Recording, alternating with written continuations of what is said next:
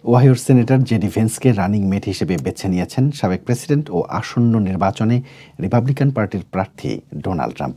সোমবার নিজের সামাজিক যোগাযোগ মাধ্যম ট্রুথ সোশ্যালে রানিং মেট হিসেবে ভেন্সের নাম ঘোষণা করেছে ট্রাম্প। বলেছেন, ওহাইওর এই রিপাবলিকানই আমেরিকার ভাইস প্রেসিডেন্ট হিসেবে দায়িত্ব পালনের জন্য সবচেয়ে উপযুক্ত।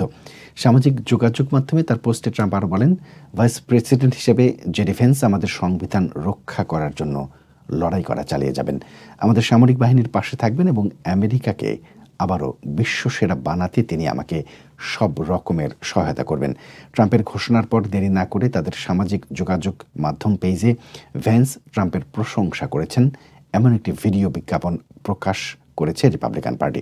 বিজ্ঞাপনে ভ্যান্স বলছিলেন, ওয়াশিংটন ডিসিতে ট্রাম্পের একজন সহযোগী হিসেবে থাকতে পেরে আমি গর্বিত। ওই ভিডিওতে ট্রাম্পের সম্পর্কে আরও বলা হয়েছে, ট্রাম্প সবসময়ই জানতেন যে তার ভ্যান্সের সমর্থন প্রয়োজন। এদিকে রিপাবলিকানদের ভাইস প্রেসিডেন্ট হিসেবে ভ্যান্সের নাম ঘোষণার পর বাইডেনের প্রচারণা শিবির একটি বিবৃতি প্রকাশ করেছে।